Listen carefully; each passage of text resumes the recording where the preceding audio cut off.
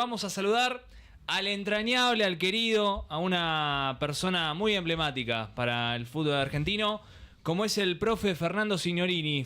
Fer, profe, ¿cómo te va? Te saluda Axel, Nico, los Nico y Agustina. ¿Cómo te va? Muy bien, muy bien. ¿Ustedes? Bien, bien, todo muy bien, ya en clima mundialista, con la camiseta, a la espera del arranque de la competencia. ¿Vas viviendo clima mundialista? ¿Qué expectativa tenés para lo que viene?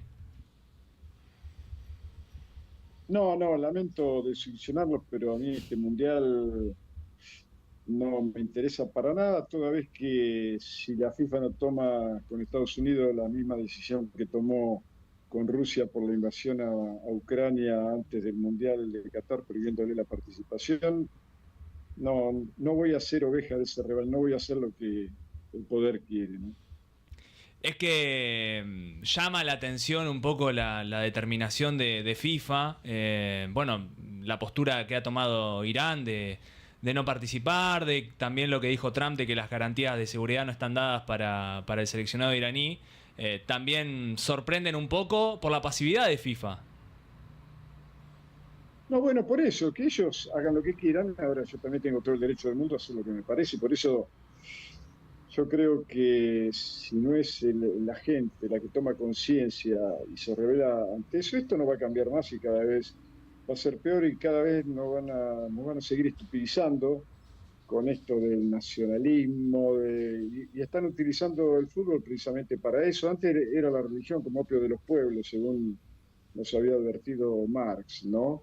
Y ahora creo que el sistema que siempre busca argumentos para dominar a las masas, porque las masas que piensan y se rebelan son muy peligrosas, bueno, han encontrado en el fútbol, en esa casi muchas veces inentendible pasión o sentido nacionalista, casi chauvinista, que desarrolla este fantástico pasatiempo, se ha transformado. Entonces, te repito, por mí pueden jugar en la esquina acá de Belgrano la final, que no pienso participar de esta falta de respeto fundamentalmente a la dignidad y a la justicia, ¿no? Porque tendría que ser igual para todos, pero no, siempre son los poderosos los que le imponen, ¿no? Ahora, profe, obviamente esto es una decisión personal, lo que estás tomando o diciendo, pero internamente o a tu niño interior, ¿no te duele un poco que te suceda eso de no esperar esta cita mundialista, este evento que se da cada 4 años y que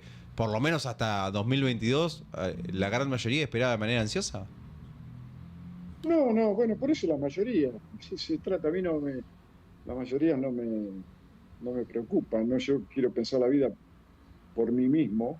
Yo hace rato que dejé de ser lo que el sistema quiere que seamos, ¿no? Al menos en una gran proporción.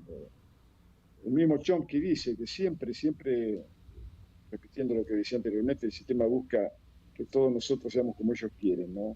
Y yo digo que el fútbol sigue siendo para mí una fantástica excusa para ser feliz, un maravilloso argumento formativo, pero que también nos tiene que ayudar a pensar y a revelarnos, porque todo tiene que ver con lo cultural. El fútbol, de hecho, es una construcción cultural de las clases populares, no salió ni mucho menos de los barrios opulentos.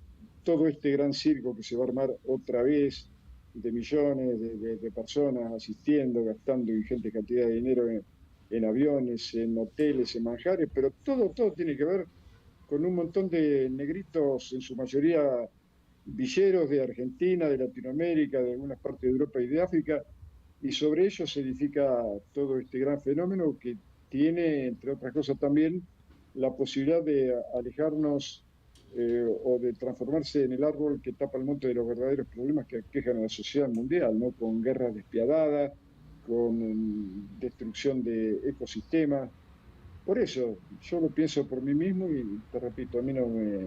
Aunque no vea nunca más un mundial, no sé tampoco cuánto me quede, pero no me interesa. A mí me interesaría ganar otro mundial, en el que hace tiempo que estoy empeñado en esto de, no sé, tratar de ayudar a pensar a los chicos que salen de esos lugares, ¿no? Porque sinceramente son muy pocos los que se acercan Yo estoy muy comprometido con eso porque mi vida fue lo que fue, y en mis mejores sueños lo hubiera soñado o imaginado así, gracias a uno de ellos, gracias a un negrito villero, que si no hubiera sido un extraordinario jugador de fútbol como Riquelme, como Agüero, como Tevez, ¿quién les hubiera dado alguna importancia? ¿Quién se hubiera fijado en ellos? ¿No? Por eso yo humildemente los invito también a ustedes a pensar en esto, porque te repito, si vamos a estar todos de acuerdo en que nos sigan agarrando de la nariz y llevándonos para donde quiere el poder, usando o instrumentalizando el gusto o la pasión que nosotros sentimos por el fútbol, esto no va a cambiar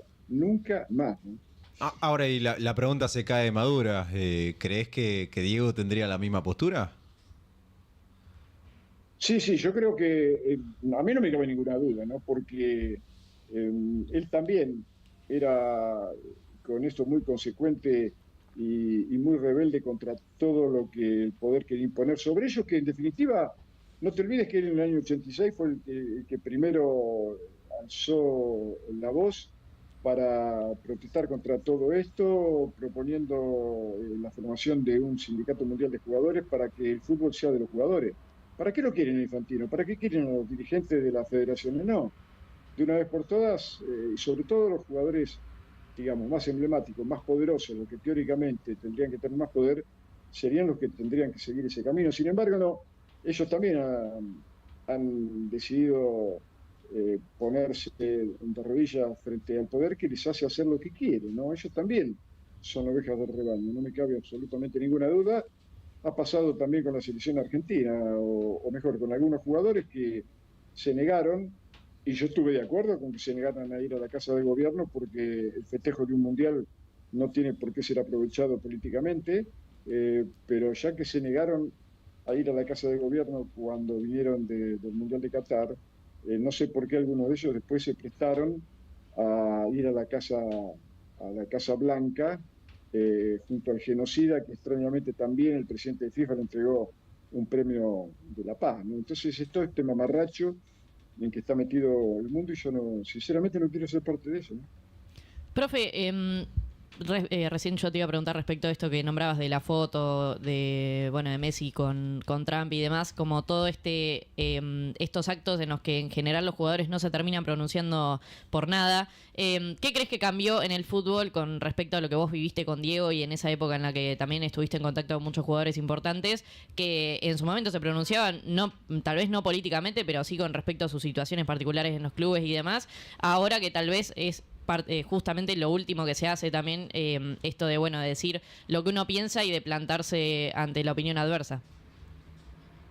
Y vos viste que, sobre todo en Occidente, no sé cómo, bueno, yo he vivido también algunos meses en Japón, pero no tuve tiempo, también por la barrera del idioma, en compenetrarme tanto de esa cultura, pero en Occidente estamos educados, gracias a la nefasta influencia de la religión, en ese caso estamos educados en la culpa y el pecado, ¿no? Y bueno, y los jugadores entonces tienen miedo también a todo eso.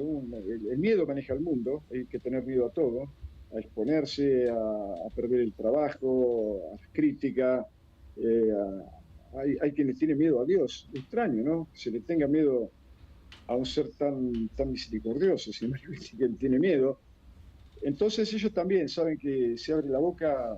¿Cómo puede ser que estando, por ejemplo, la selección argentina acá concentrada para el partido creo que era contra Venezuela, a nadie se le ocurrió, qué sé yo, hubiera sido maravilloso, ¿no?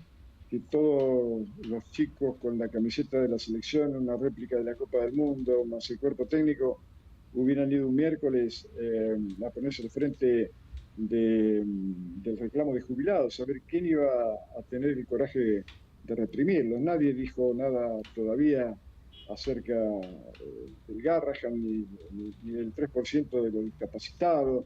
Nadie dijo nada tampoco en el Mundial de Qatar de la cantidad de decenas de miles de muertos que hubo en la construcción de los estadios.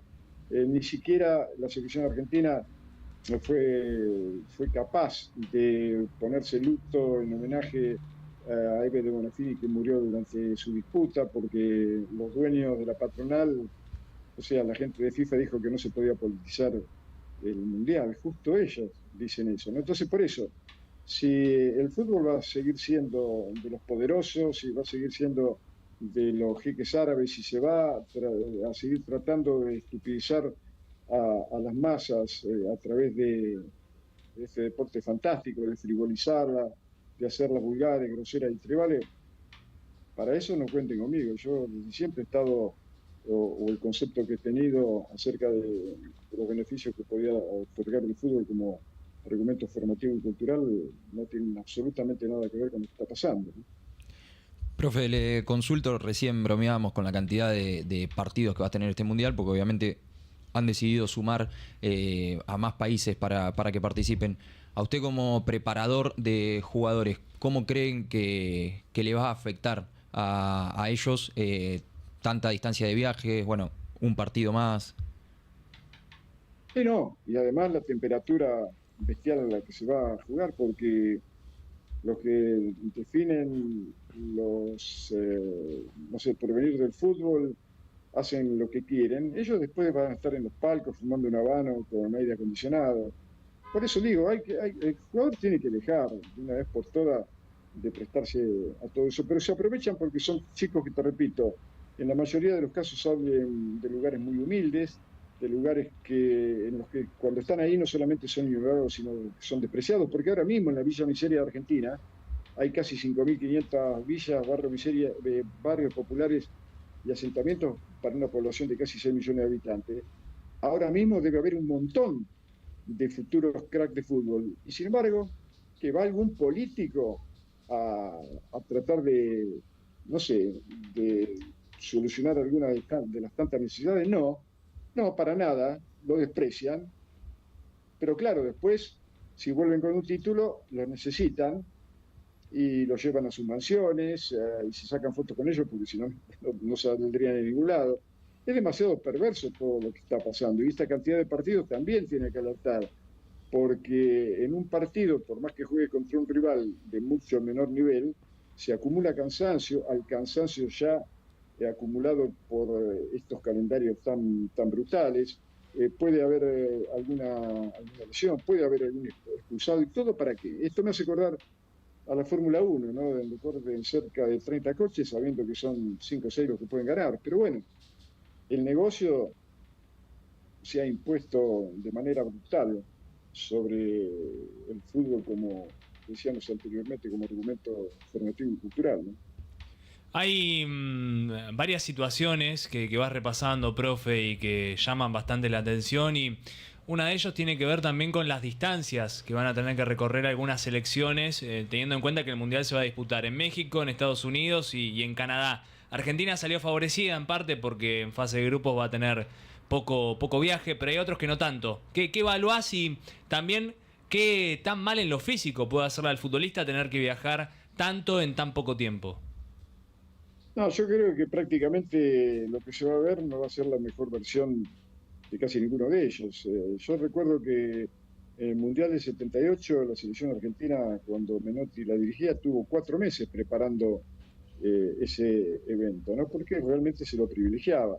Después se fueron acortando los tiempos. En el Mundial de México estuvimos 43 días antes, pero en el Mundial de Sudáfrica en el 2010, con Diego como técnico, apenas tuvimos 9 días para preparar el Mundial. Y en este los jugadores van a llegar, creo que algunos van a llegar cuando haya iniciado el campeonato. Entonces es todo un despropósito. Y yo no, te repito, se me hace cuento, como decía Borges, pensar en que nadie toma una decisión y de una vez por todas dice, en estas condiciones no jugamos. A ver, ¿quién va a jugar? ¿Quiénes serían los que van a jugar? ¿Los sponsors? ¿Los jeques árabes no van a jugar? Entonces, si los jugadores no se hacen respetar, no lo va a respetar absolutamente nadie y cada vez lo van a instrumentalizar, lo van a usar más, ¿no? Profe, te hago la última de mi parte, por lo menos. ¿Crees entonces, en base a todo lo que venís diciendo, que el último gran mundial pudo haber sido el de Qatar o uno anteriormente? No, ya el de Qatar había sufrido todos estos atropellos. Te repito, hubo equipos que jugaron en el último momento. Se jugó en esas condiciones creo que en definitiva se calculan en más de 16.000 las víctimas fatales en la construcción de los estadios, ¿no? Yo creo que ya viene de antes, creo que cuando el Mundial eh, o el fútbol fue para Estados Unidos, un país que no tiene absolutamente ninguna cultura en eso, lo hizo a través de poder con él, no sé, ganar cuantiosas ganancias y comenzar a usar la imagen también que el fútbol les proporciona. No te olvides que acá en Argentina hubo uno que tras ser presidente de un club de fútbol fue inesperadamente, inexplicablemente presidente del país, ¿no? Entonces, si eso ocurre a nivel local, imagínate lo que puede ocurrir cuando eso tiene una resonancia a nivel mundial. Profe, más allá de, digo, sacando el Mundial, ¿te gustaría ver en la selección argentina algunos jugadores que sean del fútbol argentino, tal vez? ¿Has visto algún joven talento o alguien, digo, seguís el torneo, estás medio al tanto o no te gusta tanto? ¿Sabés lo que pasa? Que a mí me tocó vivir una etapa maravillosa del fútbol a nivel mundial e inclusive poder disfrutar de muchos de ellos, ¿no? Pero hoy el fútbol ha cambiado porque también cambiaron las circunstancias sociales o los hábitos sociales. Antes los chicos jugaban, qué sé yo, hasta 10 horas por día a la pelota en absoluta libertad, sin que nadie le transmitiera el miedo a perder, el miedo al fracaso. Hoy la tecnología, los celulares, las computadoras han ocupado ese espacio. Entonces, como decía Pedro, mira, como dijo don Adolfo alguna vez, lo que veo ya lo vi, lo que vi no lo vi, y no lo vamos a ver más porque, te repito, ya cambió y la sociedad cambió para siempre. Sí, claro, siempre va a salir algún jugador, porque esto, te repito, a pesar de que no va a tener el mismo tiempo a disposición para poder desarrollar todas sus virtudes, pero hay chicos que sí, que me siguen divirtiendo, pues sobre todo aquellos que me hacen ir con el ojo o con la vista para un lado pensando que van a hacer eso, pero no, hacen otra cosa, salen para otro lado. Hoy la mayoría de los jugadores en el fútbol mundial, aún en los partidos más emblemáticos de la Champions League, a la mayoría los adivinás, van a hacer eso y eso hacen. ¿Por qué? Y bueno, porque son atletas que juegan al fútbol. Antes eran artistas, ¿no? Ahora quedan muy pocos.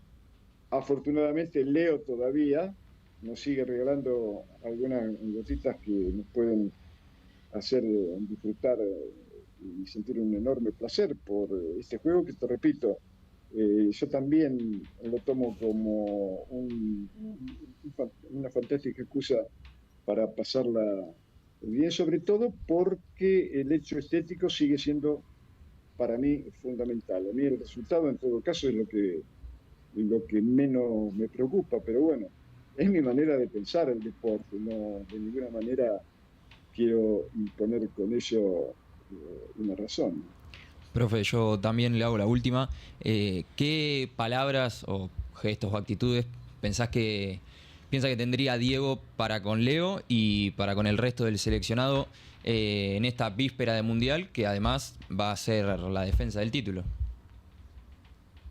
Y yo creo que si él, estamos hablando obviamente de cosas contrafácticas, pero él siempre tenía esa preocupación por ayudar a abrir los ojos a sus colegas.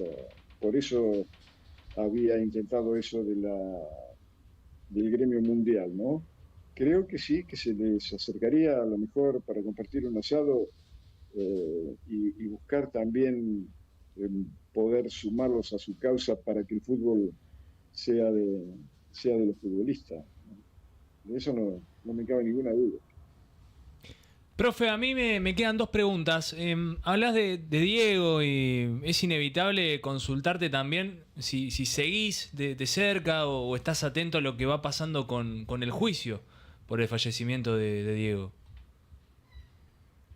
No, sabes, Axel, que no, porque tampoco me parece que es una exageración eso. En Argentina estamos acostumbrados a tomar parte sin tener demasiada noticia o información de todo lo que pasa. Privilegiamos a lo mejor la emocionalidad en los juicios, ¿no? Entonces, ya todo el mundo, sin tener demasiado conocimiento, ya condenó absolutamente a todos. Yo no conozco a nadie, personalmente no conozco a nadie de los que están implicados, pero yo lo que requiero es justicia. Este país, de una vez por todas, tenemos que, que poder disfrutar de ella, ¿no? Entonces, a los culpables que los castiguen con todo el peso de la ley. Ahora yo me pregunto, ¿y si alguno de ellos es inocente? ¿Cómo vuelve a reinsertarse en una sociedad que ya lo condenó? O al menos en gran parte de ella. Entonces, por eso yo me dedico a lo mío y trato de hacerlo de la mejor manera. No me gusta hablar ni comprometerme con cosas que no conozco. Para eso están los especialistas y ojalá, te repito, que cuando tomen una decisión hacia cualquiera de ellos no lo hagan para satisfacer o saciar el morbo y la perversidad que muchos expresan en esto, ¿no? Si es justicia, bienvenido sea, pero que no lo hagan para tomar un ejemplo ni para dar de ninguna manera, no sé, un argumento que haga que al menos yo pueda dudar acerca de la verdadera justicia de la que van a impartir. Por lo demás, te repito, prefiero ocupar el tiempo en otras cosas y que cada uno haga lo que tiene que hacer. Hay demasiada cosa